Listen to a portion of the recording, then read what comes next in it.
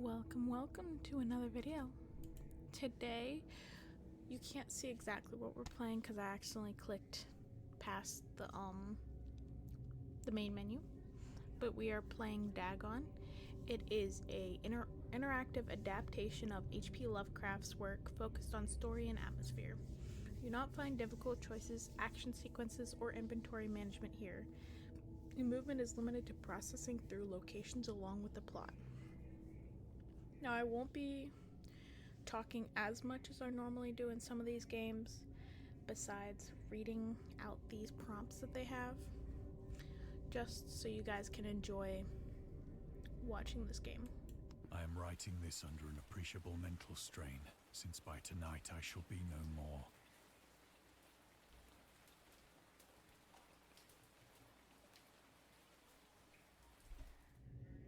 During the game, you encounter interactive elements. Some of them will allow you to continue journeys.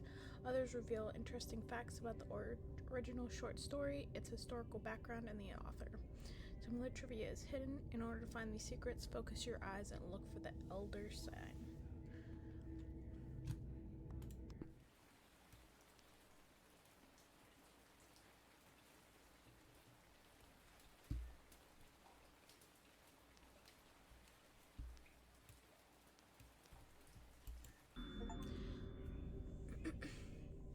As to the letters, my case is peculiar. I write such things exactly as easily and as rapidly as I would utter the same topics in conversation. Indeed, epistolary expression is with me largely replacing conversation. I'm gonna pause right here. If you guys are not either dyslexic or not the best at English, as I know a lot of my viewers are not originally native English speakers, this is really how they spoke back then. It's one of my favorite things to read. I love old books that have words like this because people don't write books like this anymore. They don't use big words or just words that aren't used as much anymore in normal conversation. But try to bear with me. We will get through it. And if you need to pause and look up a word, do it, because there's a lot of them, especially with Lovecraft. As my condition of nervous prostration becomes more and more acute, I cannot bear to talk much now, and is becoming as silent as the spectator himself. My loquacity extends itself on paper. I have not seen that word, though. H.P. Lovecraft to Reinhard Kleiner, December 23rd, 1917. Throughout his life, Lovecraft penned around 100,000 letters to his friends and fans, out of which about 10% survive to this day. But his tendency to endless correspondence was a relatively late growth. In youth, I scarcely did any letter writing. Thanking anybody for a present was so much of an ordeal that I would rather have it written a 250-line pastoral or a 20-page treatise on the rings of Saturn. Selected letters, 1929, 1931, H.P. Lovecraft. That's funny. Lovecraft would often skip meals to afford postage. Collections of his correspondence have been published in various books, and selected letters can be found online. Some readers consider him his most important legacy. That's cool. You can read the discovered trivia immediately or go back to them later in the main menu.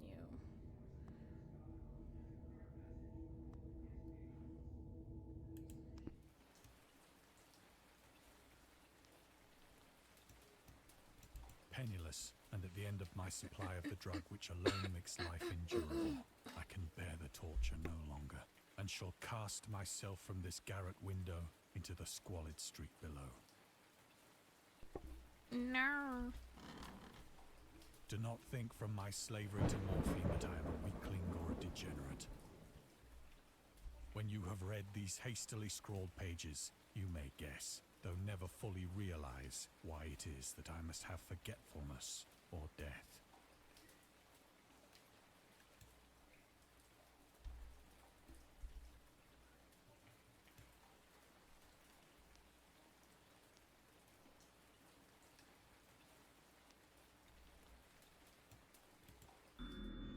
Morphine entered into use in the 19th century and was routinely administered to treat severe pain during the American Civil War and World War I.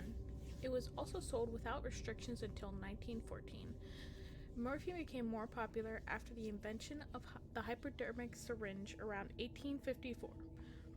Friedrich Sternturner, who first isolated the substance, originally named it morphium after Morpheus, the Greek god associated with dreams. It should have stayed morphium. That is a prettier name than morphine. At the time when Dagon was published, morphine abuse, known as soldier's disease, already posed a big problem in the United States. That is true. That is very true.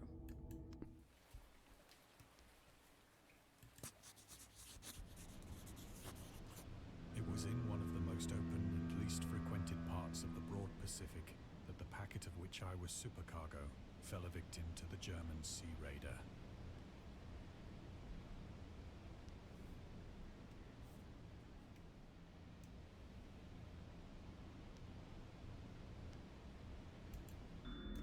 Dagon was written around a month after the United States entered World War I. Lovecraft was actively interested in its course. He composed many poems in which he gave encouragement to soldiers and commented on the events unfolding in Europe. He tried to enlist in the army, which he mentions in one of the letters to Reinhard Kleiner. Some time ago, impressed by my entire uselessness in the world, I resolved to attempt enlistment despite my almost invalid condition. I argued that if I chose a regiment soon to depart for France, my sheer nervous force, which not inconsiderable, might sustain me till a bullet or a pierce of shrapnel could more conclusively and effectively dispose of me. Letter to Reinhard Kleiner. But even though he passed the physical exam, his mother prevented him from going to the war. She has threatened to go to any lengths, legal or otherwise, if I do not reveal all the ills which unfit me for the army. I'm Providence, the life and times of H.P. Bro, man, that sucks.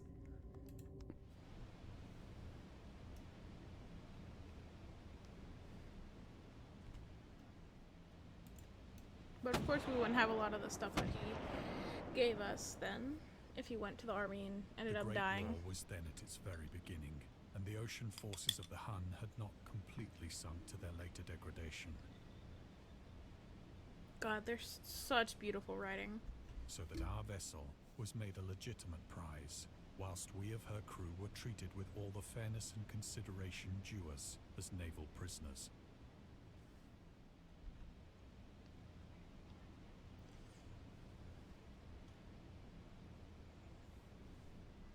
Okay. The Huns were Central Asian nomads who established dominion in Europe and invaded the Roman Empire in the 5th century AD.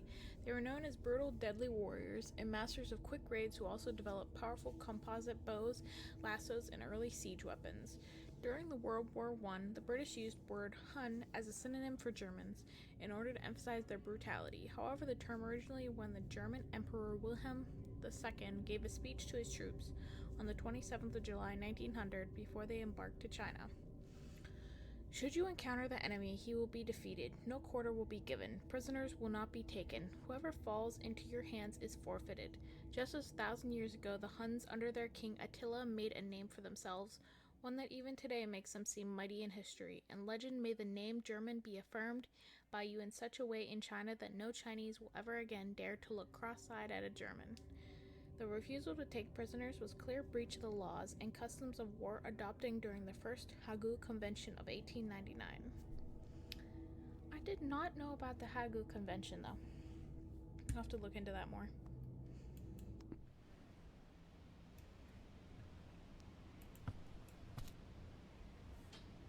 I really like this game. So liberal, indeed, was the discipline of our captors, that 5 days after we were taken, I managed to escape alone in a small boat with water and provisions for a good length of time.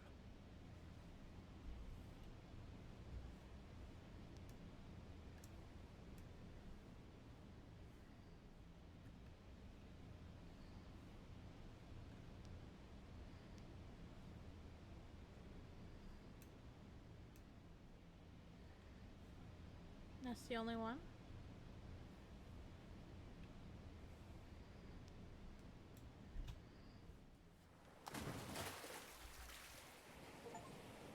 finally found myself adrift and free, I had but little idea of my surroundings.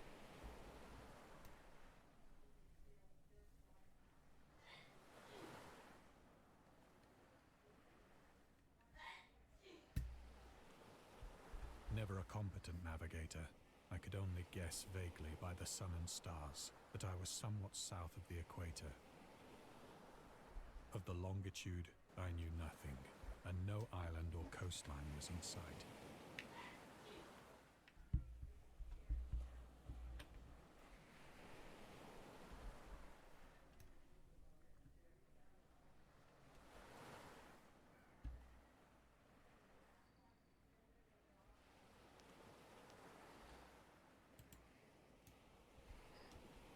The weather kept fair, and for uncounted days I drifted aimlessly beneath the scorching sun, waiting either for some passing ship or to be cast on the shores of some habitable land.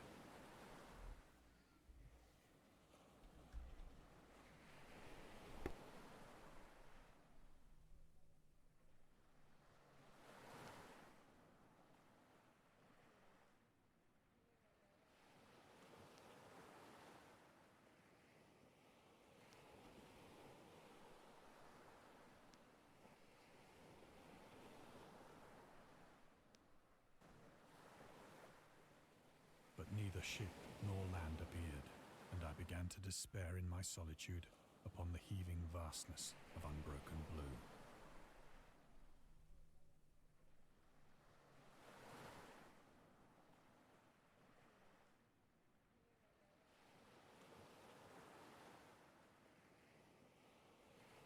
The change happened whilst I slept. Its details I shall never know.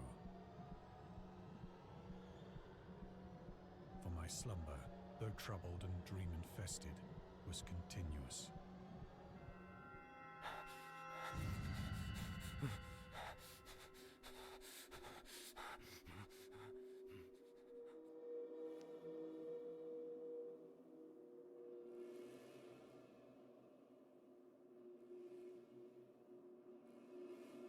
Very, very Lovecraftian. When at last I awoke, it was to discover myself half sucked into a slimy expanse of hellish black mire, which extended about me in monotonous undulations as far as I could see, and in which my boat lay grounded some distance away. Though one might well imagine that my first sensation would be of wonder at so prodigious and unexpected a transformation of scenery, I was in reality more horrified than astonished. For there was in the air and in the rotting soil a sinister quality which chilled me to the very core.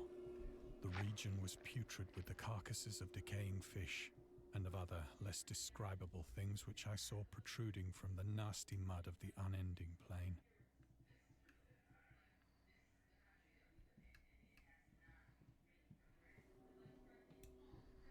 Perhaps I should not hope to convey in mere words the unutterable hideousness that can dwell in absolute silence and barren immensity. There was nothing within hearing and nothing in sight save a vast reach of black slime. Yet the very completeness of the stillness and the homogeneity of the landscape oppressed me with a nauseating fear.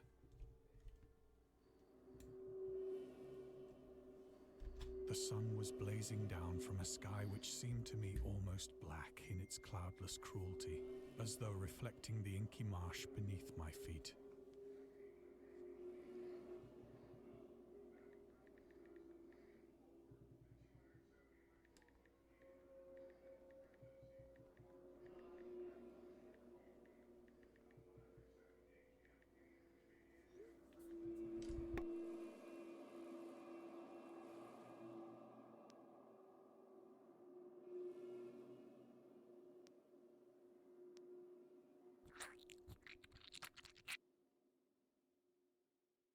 As I crawled into the stranded boat, I realized that only one theory could explain my position.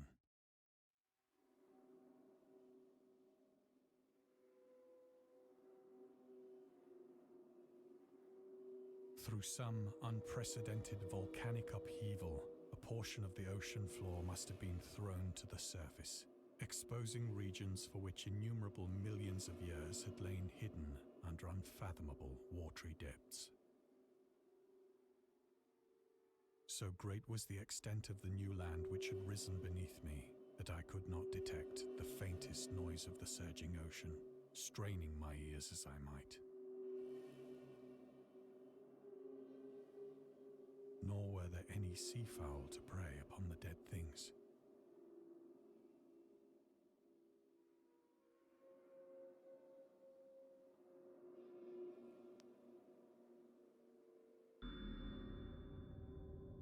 Volcanic eruptions sometimes result in the creation of islands. Most of them are transient and eroded after some time, but some prove permanent. The floating pumice, porous rock created when superheated, pressurized rock is ejected from a volcano, can move across long distances and transport barnacles and microalgae that can cling to it. In 2001, rafts of pumice created during the eruption of a volcano near Tonga, Polynesia, eventually reached Australia.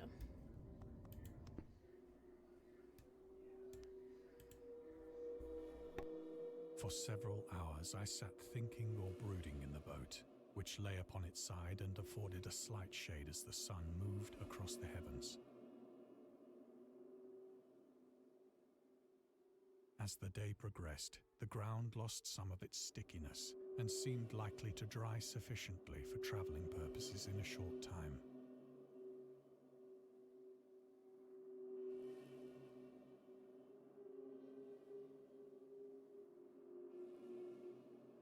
That night I slept but little, and the next day I made for myself a pack containing food and water, preparatory to an overland journey in search of the vanished sea and possible rescue.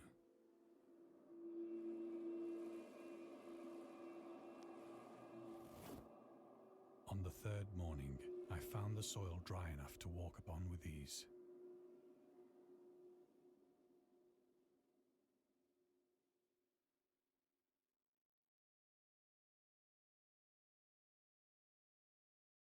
The odor of the fish was maddening, but I was too much concerned with graver things to mind so slight an evil, and set out boldly for an unknown goal.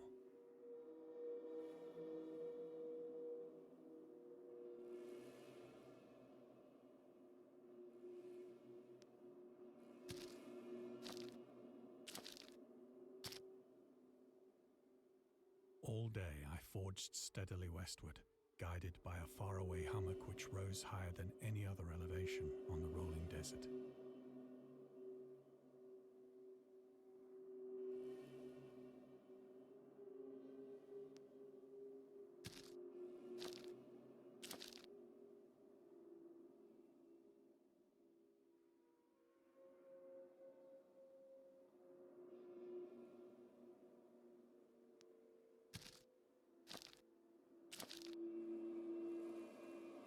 That night, I encamped, and on the following day still travelled toward the hummock, though that object seemed scarcely nearer than when I had first espied it.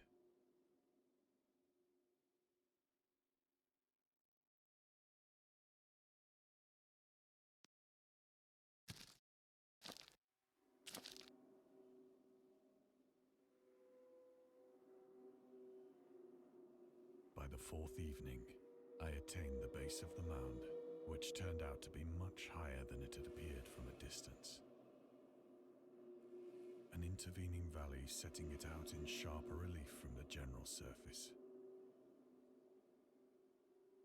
Too weary to ascend, I slept in the shadow of the hill. I know not why my dreams were so wild that night. But ere the waning and fantastically gibbous moon had risen far above the eastern plain, I was awake in a cold perspiration, determined to sleep no more. Such visions as I had experienced were too much for me to endure again. And in the glow of the moon I saw how unwise I had been to travel by day. Without the glare of the parching sun, my journey would have cost me less energy.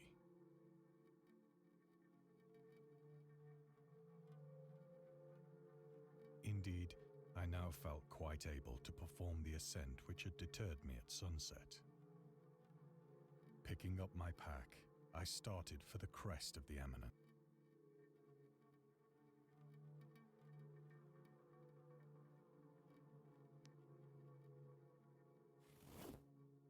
I have said that the unbroken monotony of the rolling plain was a source of vague horror to me.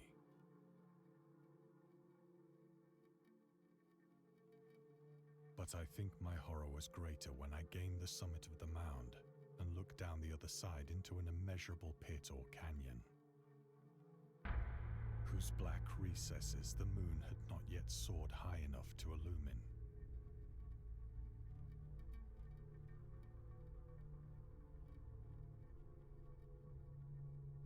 I felt myself on the edge of the world, peering over the rim into a fathomless chaos of eternal night.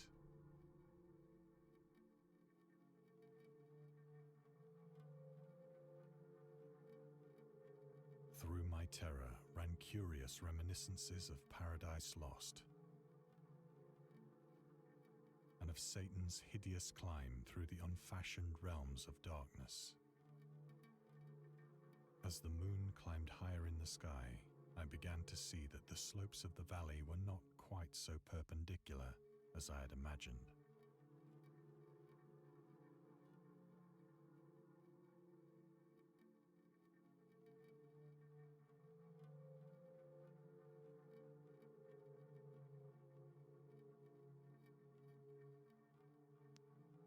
Ledges and outcroppings of rock afforded fairly easy footholds for a descent.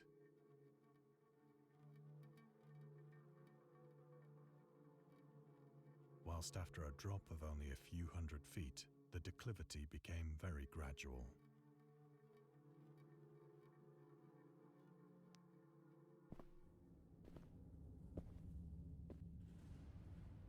Urged on by an impulse which I cannot definitely analyze, I scrambled with difficulty down the rocks and stood on the gentler slope beneath.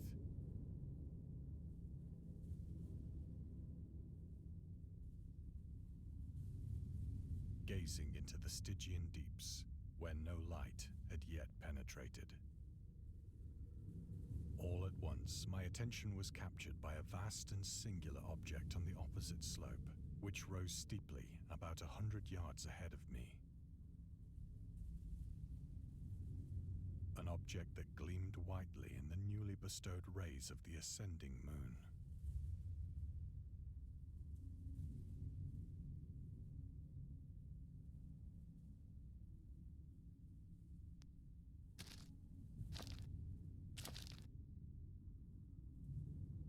That it was merely a gigantic piece of stone, I soon assured myself. But I was conscious of a distinct impression that its contour and position were not altogether the work of nature. A closer scrutiny filled me with sensations I cannot express.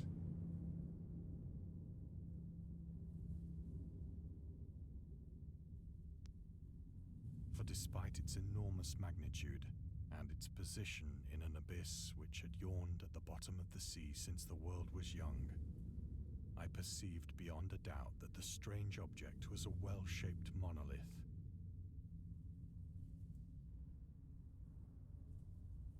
Whose massive bulk had known the workmanship and perhaps the worship of living and thinking creatures.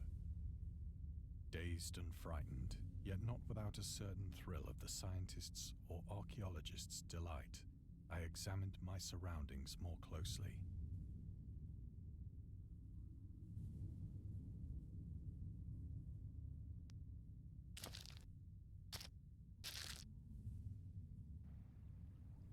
The moon, now near the zenith, shone weirdly and vividly above the towering steeps that hemmed in the chasm, and revealed the fact that a far-flung body of water flowed at the bottom, winding out of sight in both directions and almost lapping my feet as I stood on the slope. Across the chasm, the wavelets washed the base of the Cyclopean monolith, on whose surface I could now trace both inscriptions and crude sculptures.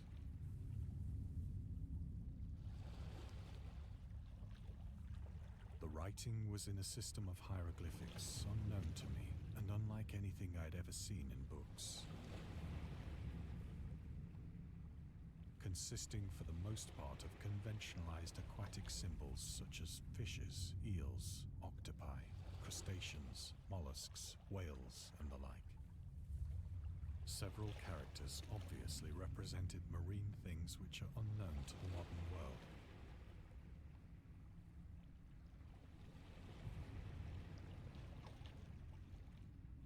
But whose decomposing forms I had observed on the ocean-risen plain. It was the pictorial carving, however, that did most to hold me spellbound.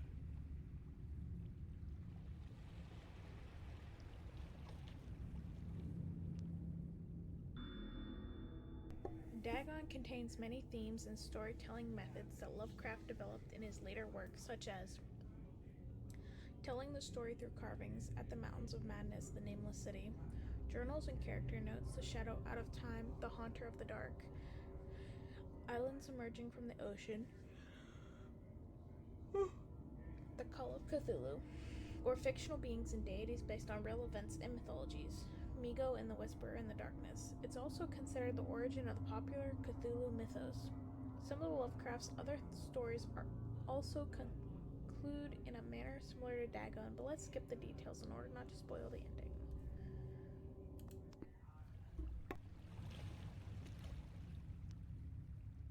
Plainly visible across the intervening water, on account of their enormous size, were an array of bas-reliefs whose subjects would have excited the envy of a Doré.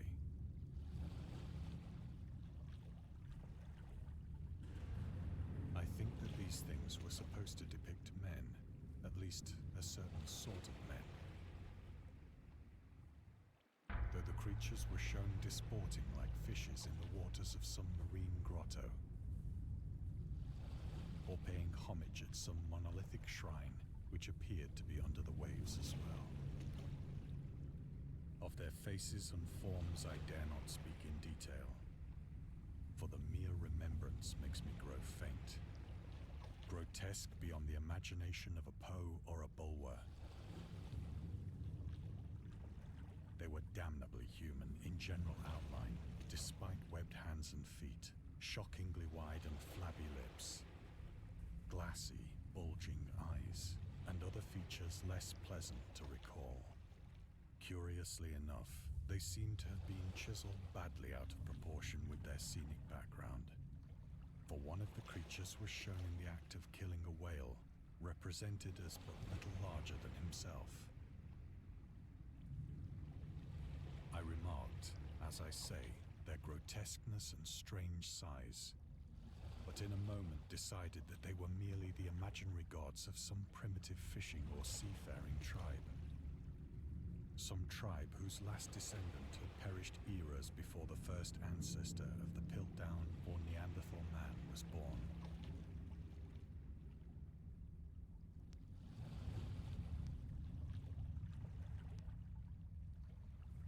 Awestruck at this unexpected glimpse into a past beyond the conception of the most daring anthropologist, I stood musing whilst the moon cast queer reflections on the silent channel before me. Then, suddenly, I saw it.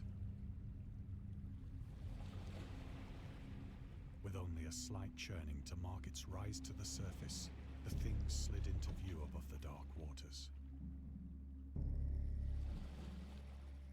Fiend-like and loathsome, it darted like a stupendous monster of nightmares to the monolith, about which it flung its gigantic scaly arms, the while it bowed its hideous head and gave vent to certain measured sounds.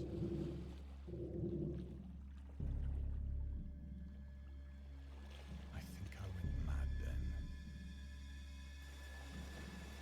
Of my frantic ascent of the slope and cliff, and of my delirious journey back to the stranded boat, I remember little.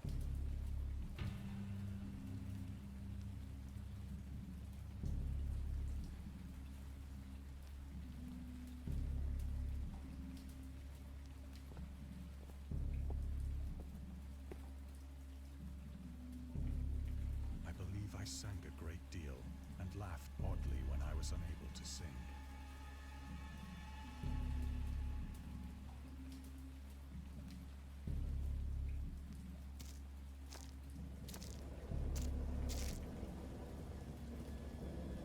I have indistinct recollections of a great storm sometime after I reached the boat. At any rate, I know that I heard pearls of thunder, or the tones which nature utters only in her wildest moods.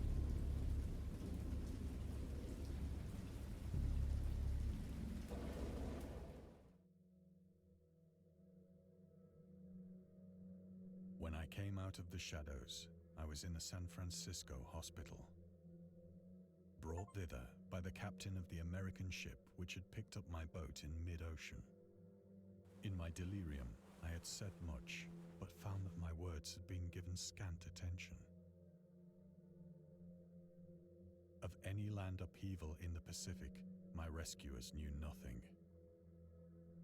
Nor did I deem it necessary to insist upon a thing which I knew they could not believe.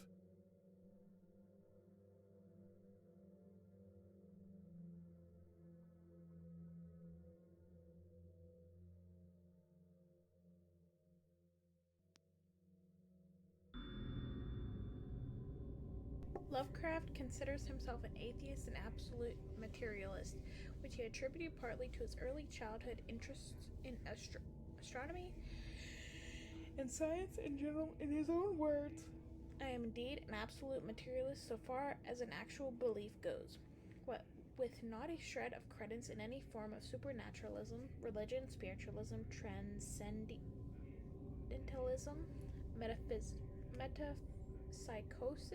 metempsychosis, or immortality. As I say that, I think it is damned unlikely that anything like a central cosmic will, a spirit world, or an eternal survival of personality exist.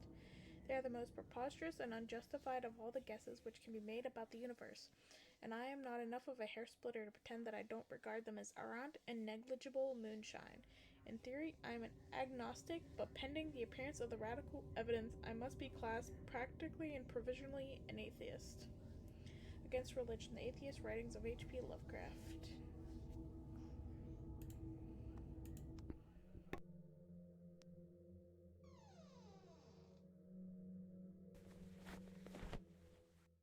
Once I sought out a celebrated ethnologist and amused him with peculiar questions regarding the ancient Philistine.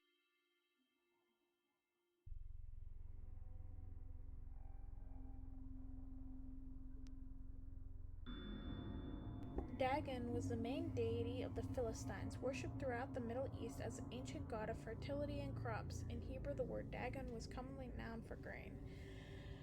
The rulers of Akkad, Mesopotamia, chose him as the patron saint of their war conquest. He also appeared as the judge of the dead in a Syrian poem, an underworld prison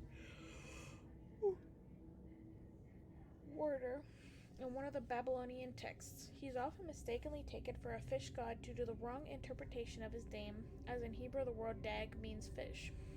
In H.P. Lovecraft's works, Dagon is an underworld deity ruling over the deep ones, a humanoid race with fish traits that resides in the oceans. He is worshipped by a secret cult called the Esoteric Order of Dagon.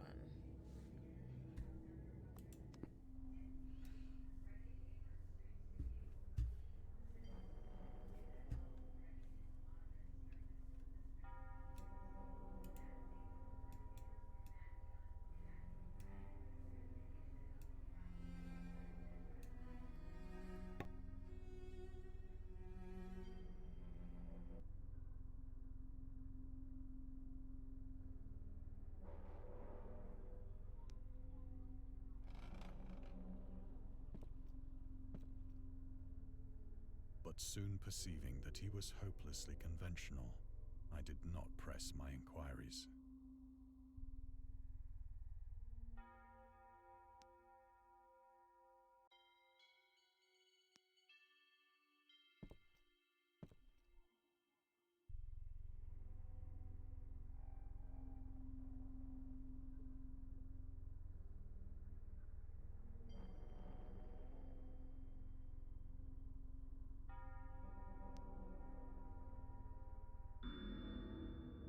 These days, the word scientist is a widely accepted term, but at the time Dagon was published, it was subject to a wide debate.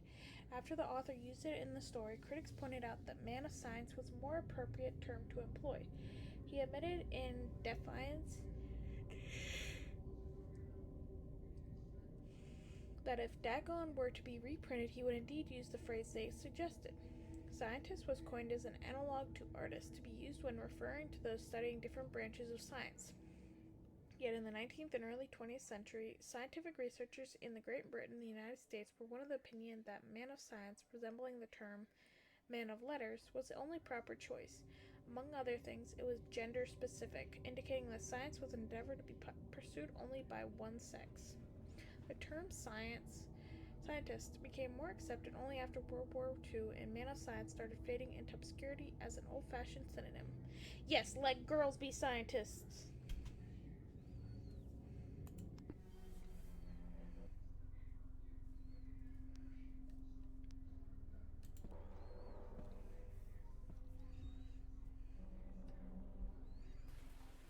It is at night, especially when the moon is gibbous and waning, that I see the thing.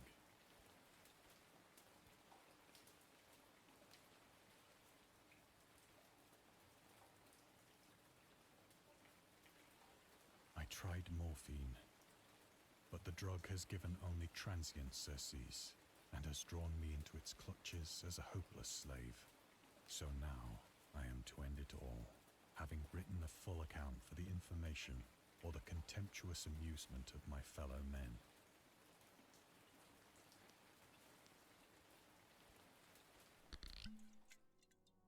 Often I ask myself if it could not all have been a pure phantasm, a mere freak of fever as I lay sun-stricken and raving in the open boat after my escape from the German man of war. This I ask myself, but ever does there come before me a hideously vivid vision in reply.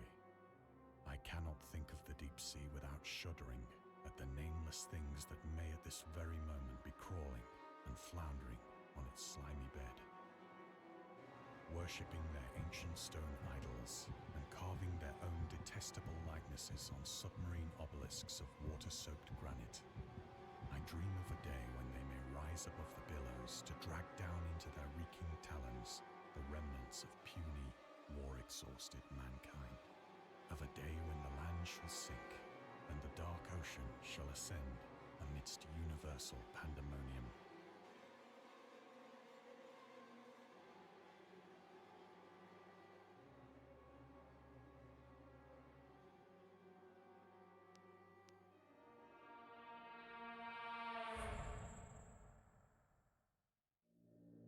The end is near.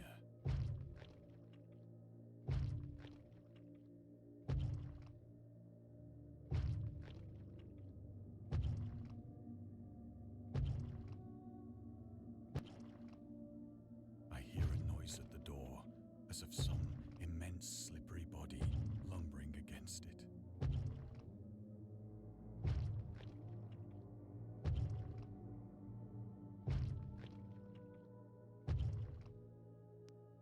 It shall not find me.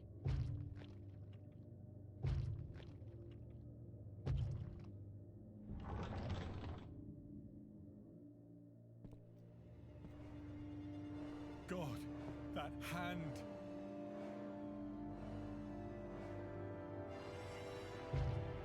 The window! The window!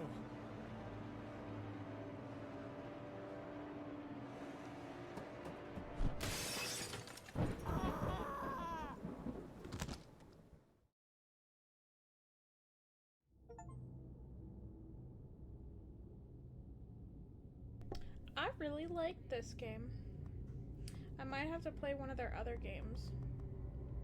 That's a really good game.